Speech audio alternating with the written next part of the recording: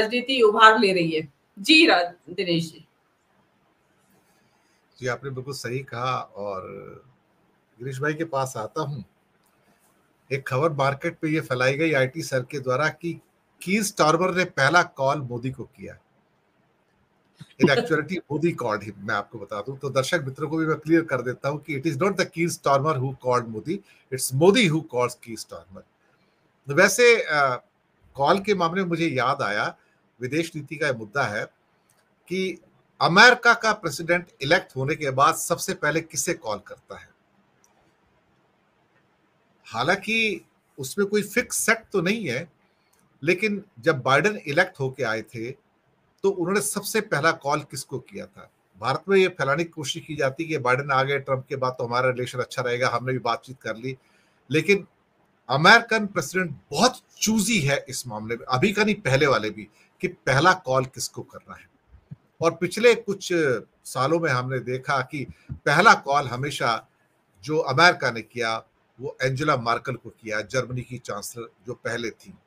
क्योंकि माना जाता है कि एंजेला मार्केल जो है नेताओं में एक ऐसी प्रबुद्ध महिला है, अब तो खैर वो रिटायर हो गई है, उस पद पर नहीं है, जिनकी पूरी दुनिया में ख्याति थी और जिसको रशिया भी मानता था, ईस्टर्न ब्लॉक भी मानता था, वेस्टर्न ब्लॉक भी मानता था। वो जर्मन की चांसलर थी, लेकिन ओरिजिनली वो पॉलिश थी, पोलैंड की रहने वाली थी, वो जर्मनी की रहने वाली नहीं थी। वो तो इतनी मान्यता वहां पर है, तो उनकी सोसाइटी ज्यादा हमसे टॉलरेंट है। अब हाँ, इसके बाद कौन आएगा पता नहीं, लेकिन हाँ कुछ चीजें हैं। लेकिन गिरीश भाई, एक बात तो पक्की है कि राहुल के बारे में भी कहा जा सकता है कि राहुल की तीसरी भारत यात्रा चल रही है। इतना हेक्टिक टूर्स हैं उसके, वो सुबह कहाँ होते हैं और शाम को कहाँ होते हैं। उनकी ये जो स्पीड और स्केल जो है ना, इससे मोदी सरकार परेशान है। एक तो वैसे आक्रामक है, लेकिन जिस ढंग से हाथरस जाते हैं, गुजरात जाते हैं, शाम को लोको पायलट से मिलते हैं, सुबह किसी और से मिलते हैं, अभी आसाम चले गए, अभी शाम को मणिपुर जा रहे हैं। This is troubling the BJP कि ये जो इनका हेक्टिक रोल है, the way he is meeting the people all over India right now at this hectic pace, this is troubling Modi, this is troubling BJP कि ये आदमी अपना कद हर मिनट में बढ़ा रहा है। देखा जाए कोई और बात नहीं करता, असम के बाढ़ की बात ये कर रहे हैं कि हाँ वहां पर एनडीआरएफ भेजो, सब कुछ करो। मणिपुर जा रहे हैं फिर से मरहम लगाने के लिए। This is troubling them sir. Girish भाई। दिनेश जी, बिल्कुल ट्रबल तो करेगा, क्योंकि इतना करोड़ों खर्च के उनको 0 नहीं -10 तक लेके गए थे, अब वो +9 तक आ गए। और अभी जो इनकी पोजीशन है, इनको जो टेंशन है, अभी आप देखिए ये आंसरेबल जो होंगे, शायद आप उसका जवाब ही दे पाए कि पुतिन को मिलने के 2 दिन पहले Putin is signing 4 agreements with Pakistan. Energy की एश्योरिटी दे रहा है, फूड सिक्योरिटी दे रहा है, उसके पोर्ट ताजिकिस्तान को यूज करने के देने के लिए उसका वो आ चुका है सर। शहबाज शरीफ की और पुतिन का जो एग्रीमेंट है उसमें मेरा एपिसोड सुबह आ चुका है सर।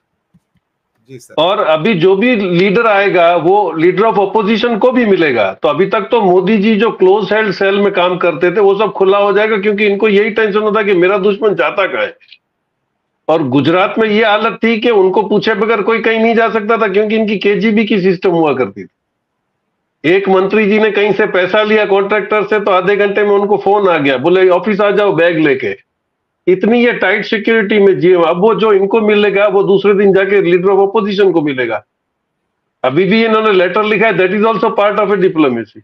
तो आप पुतिन के साथ क्या करके आओगे, और यहाँ पे आने के बाद अगर आपको पार्लियामेंट में इसे सवाल पूछे जाएंगे तो आप क्या, क्योंकि इनको जवाब देने की हैबिट ही नहीं है। तो सिर्फ इंडिया में ही नहीं, राहुल गांधी ने बिल्कुल स्ट्रेटेजिकली जो अटैक किया है, और ये तभी भी ये अंधभक्त मानने को नहीं तैयार थे कि कांग्रेस की थिंक बैंक आज भी that is very very powerful, और वो सरफेस पे कभी होती ही नहीं है। ये मोदी जी भी चाहे तो नहीं ढूंढ पाएंगे कि इनकी थिंक बैंक कहां पर है। तो अभी जो स्टेप्स हो रहे हैं दैट आर इन टाइम, वो शायद इतना खर्चा करने के बाद शायद पहले वो नोटबंदी में ये सब पदयात्रा करते तो उसकी इंपैक्ट नहीं आती। अभी ये उस पोजीशन में आ गए जिसपे मोदी जी को जवाब दिए बगैर उनकी पूरी हैबिट को बदलने का काम अभी राहुल जी कर सकने की कैपेसिटी में है। तो अब ये देखना होगा, दोनों जब वापस आ जाएंगे तब पार्लियामेंट में और ज्यादा मजा आएगा। जी।